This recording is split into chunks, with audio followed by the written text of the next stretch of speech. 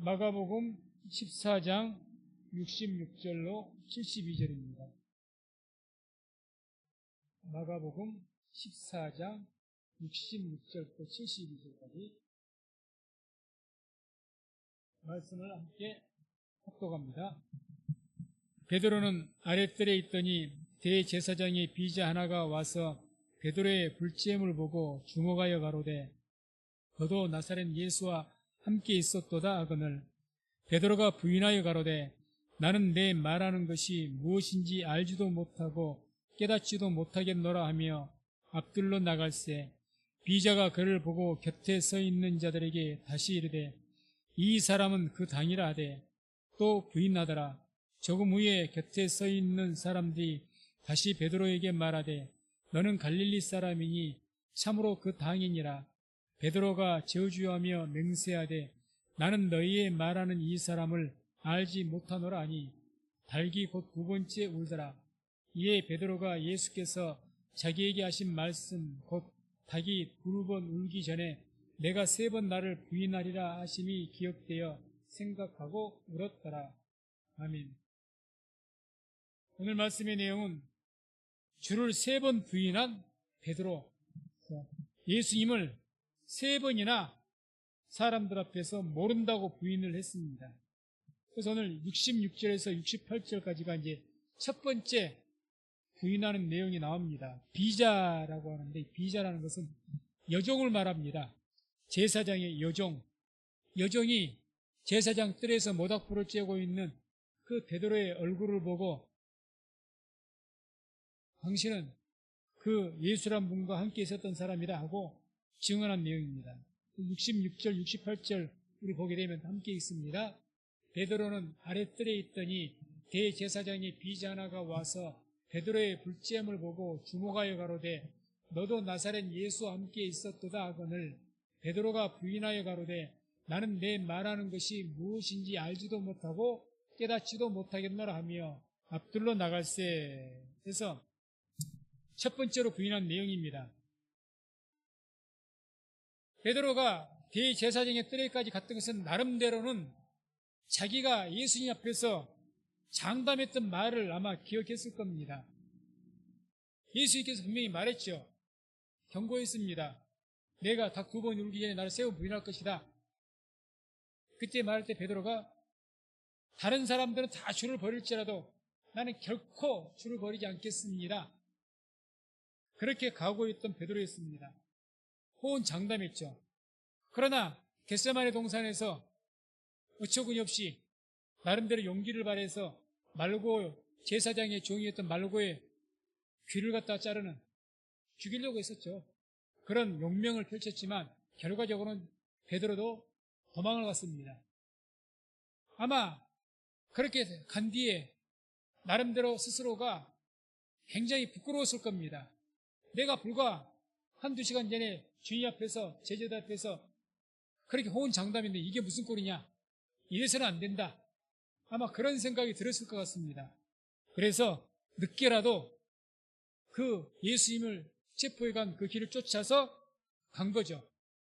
가서 이제 우리가 좀 더 배경을 보게 되면, 연구를 해보게, 성경을 보게 되면 이제 요한이 아마 그 제사장 그 집안에 있던 사람을 알고 있었던 것 같습니다. 그래서 거기에 인도를 같이 받아서 같이 제사장의 뜰에 갔고 나름대로 용기를 낸 겁니다. 그래서 자신이 말한 것을 증명이라도 하려는 그런 어떤 각오를 했던 거죠. 자기가 다 버릴 때 난 안 버린다고 했으니까 그것에 대해서 증명이라도 하려고 아마 갔지 않을까. 사실 그런 모습이 믿음으로 했다기보다는 자기의 어떤 의를 드러내기 위한 거죠. 우리들도 그런 것이 많습니다. 내가 교회에서 하는 뭐가 있기 때문에 어거지로, 믿음이 아니라 어거지로 하는 거죠. 사람들에게 보이기 위해서. 내가 그렇게 말했는데 내 체면이 뭐냐? 믿음으로 하는 것은 아니죠. 베드로도 그랬던 거죠. 그 결과가 어떠했던 것을 우리가 알게 됩니다. 아마 그렇게 해서 갔을 겁니다. 그때 이 여종이 보고 모닥불에 이제 얼굴이 이렇게 비춰지겠죠? 그러니까 뭐 봤던 모양이에요, 예수님은. 같이 있던 것을. 그랬더니 67절에 그 여종이 베드로 보고 하는 말이 67절에 너도 나사렛 예수와 함께 있었다. 사람들 앞에 이야기한 거예요. 그러면 그것이 맞다면 어떻게 되면 당장 체포가 되죠. 당장. 그러니까 바로 68절에 베드로가 나는 내 말하는 것이 무엇인지 알지도 못하고 깨닫지도 못하겠노라. 너 뭔 말하는 것이냐? 나는 도무지 그 말은 뭔 말인지 모르겠다. 예상치 못한 기습을 받은 겁니다. 설마 나를 누가 알겠느냐? 그러죠. 그럴 수가 있죠. 그런데 그냥 생각지도 않게 제사장이 집에 돕는 여종이 얼굴을 알아보고 당신 예수님과 함께 있었던 사람 아니냐고 그것도 공개적으로 주문을 해버린 겁니다.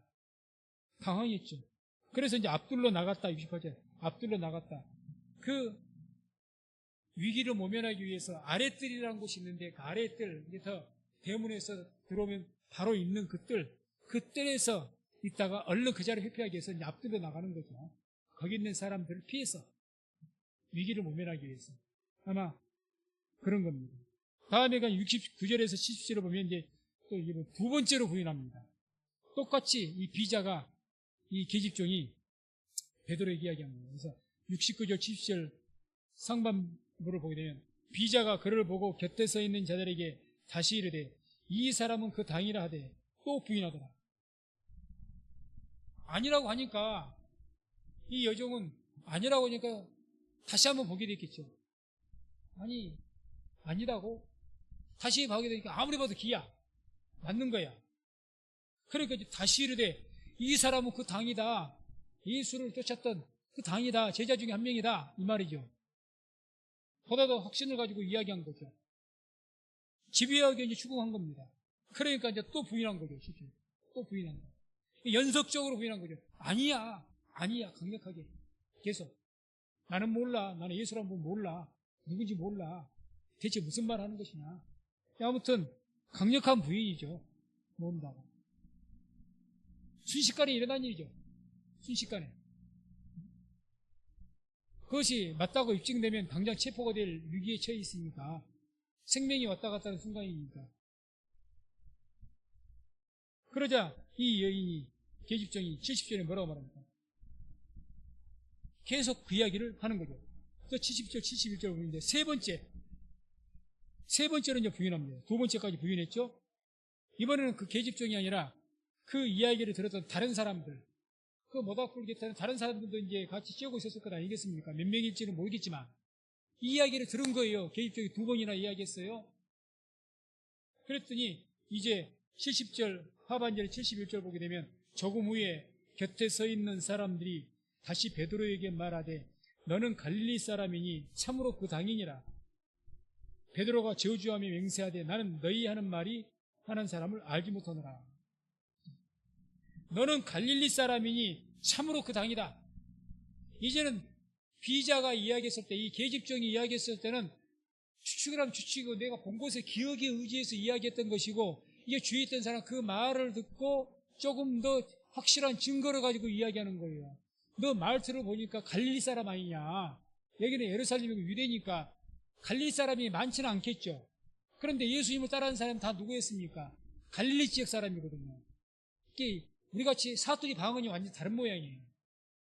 경산도가 다르고 전라도가 다르듯이 너 말투 보니까 갈릴리 말투인데 맞구만 그 말이죠. 그 계집종이 틀리게 본 것이 아니다. 확신을 가지고 말한 거죠. 근데 여기에는 이제 우리 마가복음에는 이렇게만 나와 있는데 요한복음에는 더 꼼짝 못할 만한 사람이 나타나서 증언을 해버립니다. 그게 누구냐? 요한복음 18장 25절 26절 보면 함께 읽습니다. 시몬 베드로가 서서 불을 쬐더니 사람들이 묻되 너는 그 제자 중 하나가 아니냐?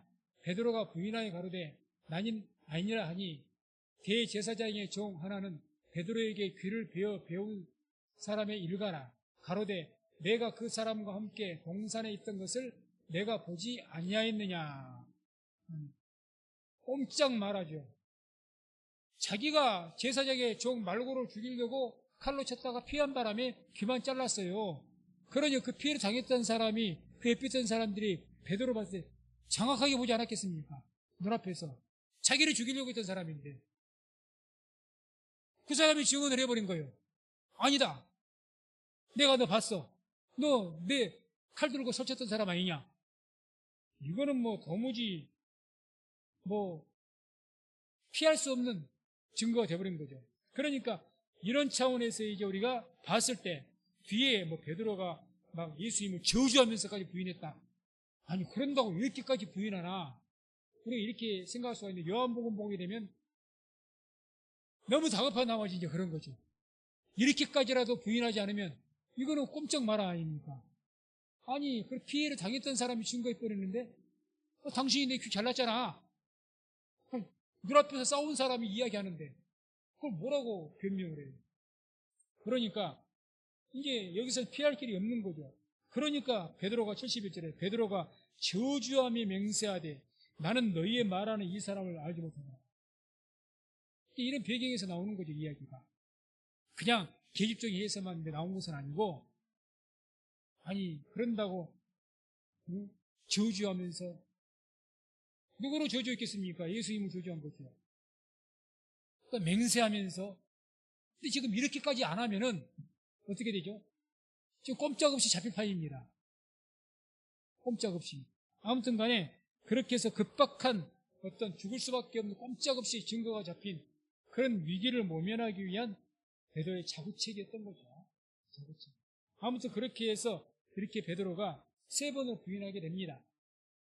그래서 예수님께서 이것을 미리 아시고 베드로에게 이런 말씀을 하셨습니다. 그게 누가복음 22장 31절 32절에 이렇게 말씀하죠. 함께 읽습니다. 시몬아 시몬아 보라 사단이 밀가부르듯 하려고 너희를 청구하였으나 그러나 내가 너를 위하여 내 믿음이 떨어지지 않기를 기도하였노니 너는 돌이킨 후에 내 형제를 굳게 하라. 아멘. 예수님이 미리 이 일을 예수님 아시기 때문에 보라 사단이 밀가부르듯 아주 진력해버리기 위해서 너를 갖다가 공격한다. 그러나 내가 거기에서 네 영혼이 멸망하지 않기 위해서 내가 그걸 허락지 않았다. 그러니까 네 믿음이 떨어지지 않기를 위해서 기도해라. 이렇게 요청했던 거죠. 어쨌든 베드로가 뒤에 기도하라고 했는데 기도를 안 해서 이런 현상이 왔다고 보죠. 기도하라고 했잖아요. 너 분명히 사단이 너를 갖다가 짓이기려고 엄청난 위기가 올 것이다. 그렇게 기도해. 오늘날 우리 삶으로 본다면 목회자가 기도하다가 어느 목사님, 집사님 기도 나서 집사님 마음에 기도하다 보니까 이게 참 어려운데 집사님 기도하세요. 어? 하나님께서 아무래도 이런 어떤 감동 주시니까 기도하세요. 기도 안 한 거죠. 한 귀로 듣고. 베드로가 그런 거죠. 이렇게까지 말씀하셨는데 기도했다면 이 일이 있겠습니까? 근데 기도하지 않았다는 이야기죠. 뭐 겟세마네 동산에도 기도 안 했으니까. 지쳐서 다 잤으니까. 이유가 어떻든 간에 지쳐서 잤든지 꼬꾸라서 잤든지 어떤 이유가 핑계를 하여튼 기도하라 했는데 기도를 안 했어요. 결국 예수님을 세운 부인에서 두고두고 조롱거리가 되는 영원한 조롱거리죠. 이것은 영원한 그런 일을 당하게 된 겁니다. 오늘날도 마찬가지죠. 기도해야 될 때 기도 안 하면 그런 꼴을 당하는 겁니다. 인생이 많은 경우로 그걸 볼 수가 있습니다. 많은 경우로 아니 기도를 좀 하고 지금 더 이럴수록 열심히 해야 되는데 힘들다고 안 하죠. 이런다고 안 하죠. 저런다고 안 하죠. 좀 해야 될 것 같은데 안 해. 아무리 권면을 해도 두고두고 후회할 일이 있다 그 말이죠. 얼마나 이게 영원한 수치입니까? 그래서 아무튼 이제 주님께서 사단이 밀가부로 산다고 베드로에게 경고했는데 사단이 뭘 가지고 지금 밀가부로 다려고 합니까? 베드로가 입으로 누구를 부인했죠? 예수님을 부인한 거다 아닙니까? 입으로. 사단은요 우리의 입에 하는 말을 듣습니다. 그 말을 빌미로 해서 밀가부로 다리고 사단이 공격을 합니다. 지금 이 베드로는 입으로 누구를 부인했습니까? 예수를 부인했어요. 무엇보다 큰 죄죠 이게. 무엇보다 큰 죄입니다. 그러니 이걸 입으로 예수를 부인한 그것을 보고 사단이 그냥 두겠냐는 거죠. 얼마나 공격할 수 있는 기회입니까? 우리가 입으로 예수를 부인하면 사단이 우리를 강력하게 공격할 것이고, 빌미가 되고, 바꿔서 이야기해서 예수를 입으로 찬양하고 시인하면 하나님께 영광 받으시고 악한 마귀가 떠나가는 역사가 있는 줄로 믿습니다. 입으로 시인하는 고백이 얼마나 중요한 줄 아십니까? 입을 열어서 찬양하고, 입을 열어서 아멘하고, 입을 열어서 말하는 것, 입을 열어서 믿음으로 말하는 것, 잘 될 줄로 믿습니다. 하나님의 구원의 때가 됐습니다. 이게 단순한 말 같지만요, 이게 내 마음을 담아서 믿음으로 고백하면 하나님의 능력이 나타난 줄로 믿습니다. 입으로 시인한다는 것, 우리가 주일날마다 공동 기도문 기도해요. 마음을 담아서 입으로 시인하면서 기도해 보십시오. 그냥 중언부언하지 말고 주문하듯이 그냥 웅얼웅얼하고 그냥 그냥 의미도 생각지 않고 마음 담지도 않고 그냥 이런가 보다. 어떤 경우는 뭐 입을 열어서 열지도 않고. 그게 뭔 역사? 그렇게 하니까 입을 닫아버리니까 사단이 역사하는 것 아닙니까? 마음속에 어둠이 들어오고. 찬양할 때 입을 열어 찬양해 보세요. 아멘 할 때 아멘 하는 것이고 입을 열어 자꾸 해보세요. 영혼이 안 밝아지는가? 자꾸 입을 닫아버리고 고백해야 될 거 고백하지 않고 엉뚱한 막 입으로 의심의 말이나 하고, 그러니 사단이 공격을 안 합니까? 베드로에게 밀가부 다들 청구하는 것처럼 당연히 그들에게 청구하죠. 당연히. 우리가 입으로 시인해서 고백한다는 것이 얼마나 중요한 일인지 모릅니다. 입을 열어서 찬양하시고 입을 열어서 기도하시고 입을 열어서 믿음의 고백을 하시기 바랍니다. 그게 너무 중요해요. 입을 열어서 반대로 지금 베드로는 어찌됐든 자기의 생명이 위협 때문에 두려워서 그랬지만 입으로 예수를 부인해버린 거예요. 그러니 사단이 너무너무 좋은 기회를 잡은 거예요. 마귀는, 우리의 영혼은 하나님께 우리를 택한 백성이 하나님의 자녀인데 마귀가 우리 공격할 때 하나님께 살아가지 않는데 공격할 수가 있겠습니까? 못해요. 그런데 하나님도 말릴 수가 없는 것은 죄가 있어서 그 죄 때문에 우리를 공격하면 하나님 말씀, 죄가 뭐 때문에 죄입니까? 하나님의 말씀에 벗어나는 것, 하나님의 뜻에 벗어나는 것이 죄거든요. 거기에 하나님의 징계가 있을 것이라고 하나님께서 말씀하셨어요. 그 법을 가지고, 하나님께서 법을 가지고 그 죄를 가지고 우리를 공격한다고 하나님도 말 못하는 거예요. 만류를 못해요. 마귀를 못 말려. 하나님께서 말씀하시지 않습니까? 하나님 말씀대로 내가 베드로를 공격하겠습니다. 어쩔 수 없는 거죠.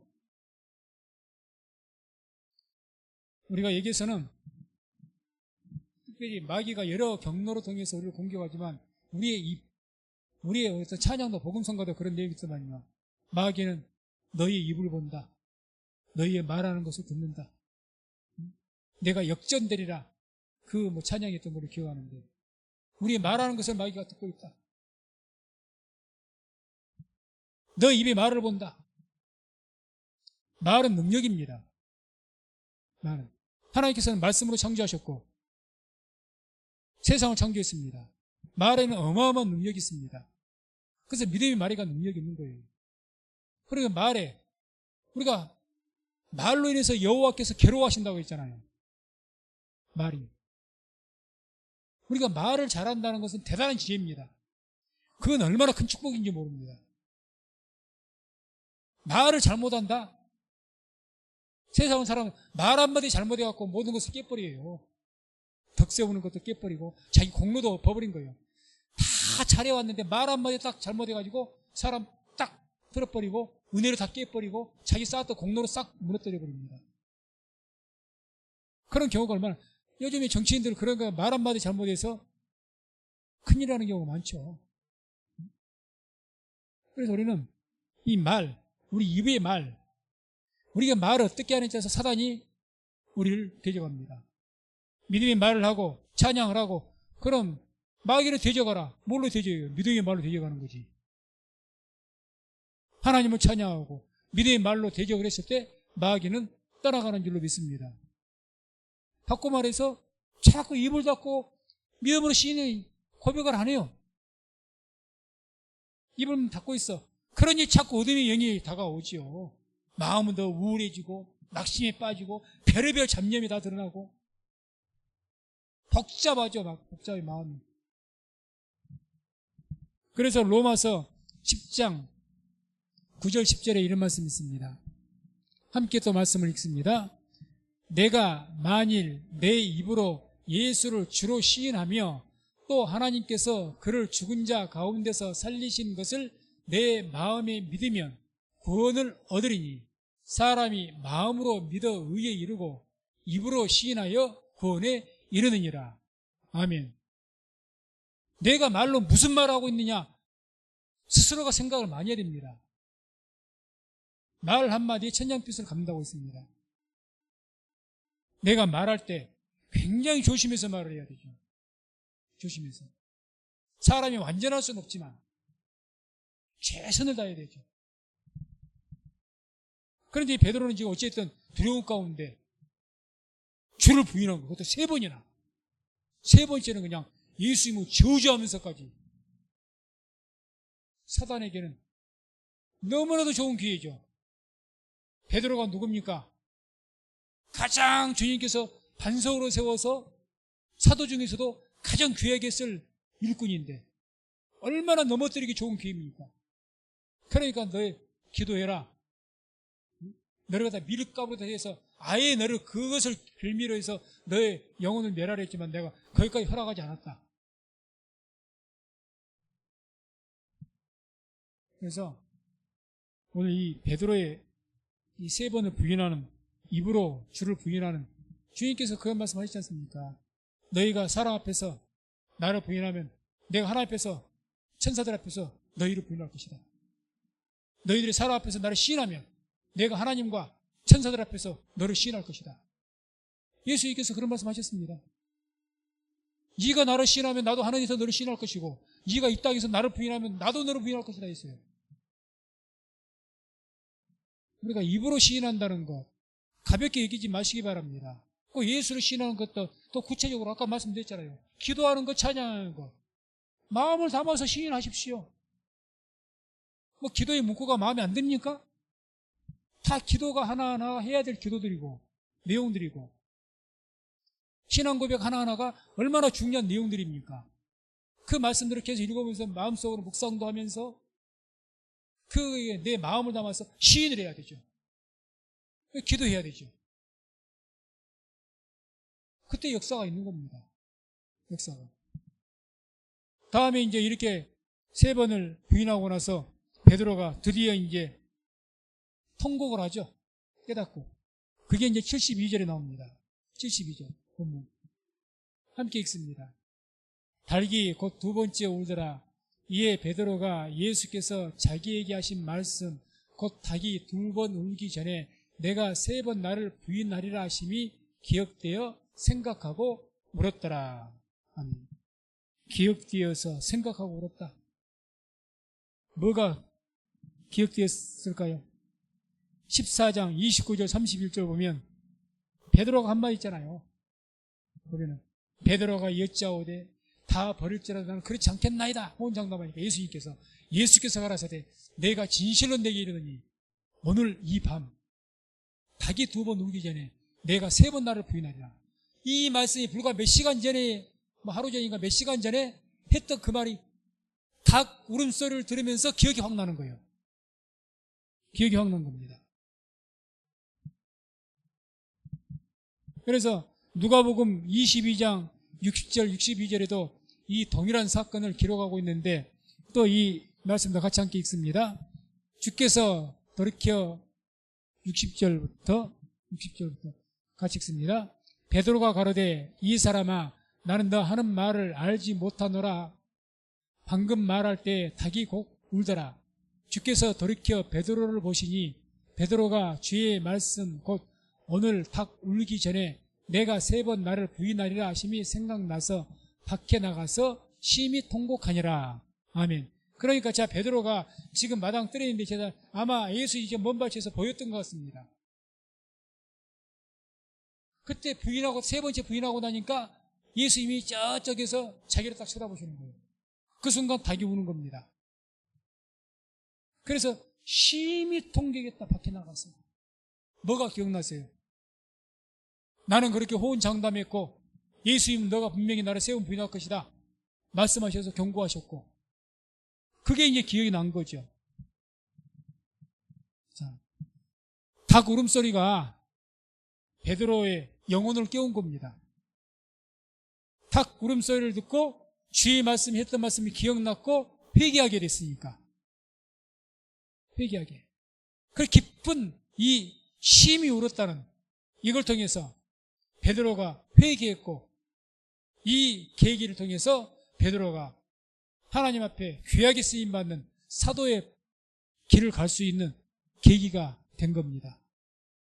다시 말해서 베드로에게는 닭 울음소리를 들음을 통해서 죄에 대한 깊은 자각, 자기의 어떤 죄에 대한 깨달음이 있던 거죠. 이제 내가 얼마나 주님 앞에서 모르고 하나님 뜻도 잘 모르고 하나님 앞에서 오만방자했는지, 자기가 뭘 어쩔 거라고 내가 다 주를 버리자, 나는 주를 버리지 않겠습니다. 검을 가진 자는 검으로 다 망할 것이다 하고 해도 검 가지고 설치면서 어떻겠습니까? 제사장의 종을 죽이려고 했다가 죽이지는 못했지만, 그러니까 주인께서는 그러지 말라고 했잖아요. 그런데 자기가 나서가지고 자기 혈기에 못 이겨서 자기가 뭐 주님의 일을 다 할 것처럼 예수님이 우리를 보호하시지 내가 예수님 보호하겠습니까? 착각한 거예요. 베드로는 착각하고 산 겁니다. 자기가 예수를 보호한다고 생각했던 것 같아. 아, 예수님 내가 보호하니까, 내가 도와주니까 예수님이 이렇게 할 수가 있지. 아마 이렇게 착각하지 않았나 생각이 듭니다. 오늘날도 그런 착각한 사람도 많습니다. 내가 교회를 생기니까 교회가 이만큼 운영되지. 꿈에서 깨어나셔야 돼요. 정말 닭울음소리 들어야 됩니다. 누구든지 하나님께서는 교회를 세우든지 어떤 일하든지 하나님께서 세울 자를 세워서 일하십니다. 김윤선 목사가 여기 없어도 하나님께 이 교회, 김윤선 목사면 교회가 무너집니까? 천만에요. 다른 목회자가 더 잘 될 수도 있습니다. 천만에요. 제 개인적으로 조금도 그렇다고 생각한 적이 단 한 번도 없으니까. 하나님 앞에서 말하는 훨씬 더 다시 능력 있는, 영성 있는 분이 오시면 훨씬 더 잘 될 수도 있지 않을까 하는 생각을 여러 번 했습니다. 안 그러죠? 뭐 내가 아니면? 베드로가 그랬던 거예요. 지금. 뭐 자기가 예수님을 지킵니까? 예수님이 우리를 지키지. 그 오만방자임이 깨져버린 거죠. 지금. 철저하게. 그래 닭 울음소리 듣고 깨닫게 된 거죠. 그래서 우리는 닭 울음소리를 들어야 됩니다. 들려야 돼요. 그래 내 죄가 자각이 확 드러나야 됩니다. 이게 아니구나. 나는 이것이 죄가 아닌 줄 알았는데, 나는 이것이 잘한 것인 줄 알았는데, 말씀을 깨닫고 보니 이게 아니구나 하고 무릎을 치고 가슴을 치고 정말 심히 통곡하는. 우리 내가 성경을 연구하면서 봤더니 심히 통곡하리라. 심이라는 말이 어떤 뜻을 가지고 있냐? 부딪히다라는 뜻을 갖고 있어요. 벽에다가 머리를 부딪힌 것처럼 부딪혀 진지긴다는 뜻이 있습니다. 성경 원문에는. 어떻게 통곡했다는 거예요? 얼마나 문 밖에서 문에 그 성문 거기에서 괴로웠던지 막 벽에 부딪히면서 통곡한 거예요. 몸부림을 친 거죠. 그런 때가 있어야 돼요. 아, 나는 이것이 잘한 건지 알고 알고 이게 내 의였구나. 내 욕심이었구나. 너무 내가 하나님 말씀 모르고 착각 속에 빠지고 살았구나. 이걸 깨달아야 되죠. 그래서 저도 그렇고 우리는 닭 울음소리를 자주 들어야 됩니다. 자주 들어야 돼요. 그래서 번뜩하고 내 죄가 깨달아요. 이게 돼야 비로소 낮아지는 거죠. 겸손해지고. 베드로가 이렇게 되니까 겸손해져버린 거예요. 그때부터. 겸손해. 그때는 오만방자고 다 좋은데 다른 제자들은 11명의 제자들 무시해버린 것 아닙니까? 뭐 나 12명이 지금 따라다니지만은 제 11명은 필요 없고요. 다 제 사람들이 배반해도 아니 나는 안 버려요. 주님 무슨 말이 나를 어떻게 보고 하시는 말씀입니까? 이랬던 분이 베드로입니다. 물론 그만큼 주님을 사랑했던 마음이 있기 때문에 그렇게 됐지만 이게 지금 완벽하게 깨져버린 거죠. 완벽하게. 그래서 우리나 저나 우리 모두가 죄에 대한 깊은 자각과 회개가 있어야 진짜 그때가 주를 만납니다. 하나님 만난 체험하는데 뭐 신비적인 것도 좋고 여러 가지도 좋지만요. 죄가 죄인 것, 내가 죄인인 것으로. 그래서 베드로나 또 바울이나 뭐라고 항상 고백합니다. 나는 죄인 중에 괴수다. 나는 죄인으로소이다. 입에 달고 다녔던 소리가 그 소리였습니다. 가장 위대한 사도들이 가장 자주 했던 말이, 자기들이 자신에 대해서 했던 말이 나는 죄인입니다. 이 고백이 우리에게 있어야 될 줄 믿습니다. 왜? 베드로에게는요, 바로 제사장의 뜰에서 닭울음 소리를 들었던 하나님 만난 체험이 있었던 이것이 있었기 때문에 나는 죄인으로소이다 하고 고백할 수가 있었고, 바울은 다메섹 도상에서 예수의 음성을 들음을 통해서 여기에서 주님 만난 체험이 있었기 때문에 죄에 대한 깊은 자각 때문에 금식했다고 하지 않습니까? 바울이 울면서 식음을 전폐했다 하지 않습니까? 그런 죄에 대한 자각과 회개가 있어서 그런 만남이 있으니까 위대한 사도가 된 거죠. 주를 만나는다는 것 어떻게 만나느냐? 죄에 대한 자각이 있어야 됩니다. 다 구름소리 들어야 됩니다. 수십 년 교회 생활하고 신앙생활에도 다구름소리 못 들고 회개가 진정한 회개가 없다면 그것은 하나님 만난 것 아닙니다. 방언한다고 하나님 만났다고 은사적으로는 어떤지 모르겠습니다만 진정으로 하나님 만난 것이 아니죠. 진짜 하나님 만나는 것은 죄에 대한 회개, 베드로와 같이 다구름소리를 들어야 돼요. 정말 그래서 머리를 베개 부딪히면서 짓이기면서 통곡하는 베드로처럼 사흘간을 식음을 전폐하면서 회개했던 바울처럼 이게 있어야 그게 주님 만나는 거죠. 진정으로 주님 만나는 거죠. 그래서 저나 우리 모든 성믿게 모든 성도님들 외식된 신앙하지 말고 그런 척하지들 말고 저부터 시작해서 목사니까 거룩한 척, 먼 척 하지 말고 하나님 앞에서 진실하시기 바랍니다. 정말 다구름 소리 들어야 됩니다. 그래서 베드로같이 머리를 막 들이받고 벽에다가 짓이기면서 괴로워하고 바울같이 식음을 전폐하기까지 괴로워하면서 그래야 철저하게 낮아지고요. 그래야 진정한 순종이 나오고 그래야 하나님 만나는 겁니다. 뭐 이런 것이 없었다? 그래 기본적으로 복음적인 하나님 만나는 것은 아닙니다. 제 개인적으로는 목회하면서도 그런 만난 체험이었고 그래서 뭐 내가 은사를 받았다 못 받았다 그러니까 그런 은사를 받아도 울리는 꽹과리라는 거예요. 사랑이 없으면 아무것도 아니다 하지 않습니까? 이런 회개가 있어야 진정한 회개가 있어야 어떤 은사도 정말 울림이 있는 은사도 덕을 세우고 내가 무슨 헌신을 해도 내가 뭔가를 교회 주인을 섬기고 예배를 무엇을 하든지 간에 이런 회개가 있고 주를 만난 체험이 있는 그런 바탕이 돼야 어떤 것을 했을 때마다 주위에 덕을 세우는 것이고 은혜를 끼치는 거죠. 안 그러면 요란하기만 한 거예요. 뭐 하는 것처럼 막 요란하기만 하죠. 오히려 그 요란함이 사람들 더 시끄럽게 만들고 더 문제를 일으켜버리고 그래서 항상 고린도전서에 나온 말씀처럼 무엇보다 덕 세우기를 먼저 하라고 했습니다. 이것은 우리가 죄에 대한 깊은 자각이 있어야 정말 복음적인 하나님 만난 체험이 있어야 그렇게 됩니다. 그래서 성경에 뭐라고 하십니까? 죄가 더한 곳에 로마서 보게 되면 죄가 더한 곳에 은혜가 더한다고 하죠. 로마서 마지막 5장 20절 21절 한번 봅니다. 함께 말씀 읽도록 합니다. 율법이 가입한 것은 범죄를 더하게 하려 함이니 그러나 죄가 더한 것에 은혜가 더욱 넘쳤나니 이는 죄가 사망 안에서 왕노릇한 것 같이 은혜도 또한 의로 말미암아 왕노릇하여 우리 주 예수 그리스도로 말미암아 영생에 이르게 하려 함이니라. 아멘. 21절에 죄가 사망 안에서 왕노릇한 것 같이 죄가 우리 안에 들어와서 왕 노릇에서 사망으로 인도한 것 같이 은혜도 이로 말미암아 우리에게 왕 노릇한다. 그러니까 우리에게 은혜가 내 삶에 이 은혜라는 것이 복음이 내 삶에 왕 노릇을 해야 되는데 은혜가 왕 노릇 해야 되는데 그러면 어떻게 하면 은혜가 더 왕 노릇 할 수 있게 되느냐? 죄가 더한 곳에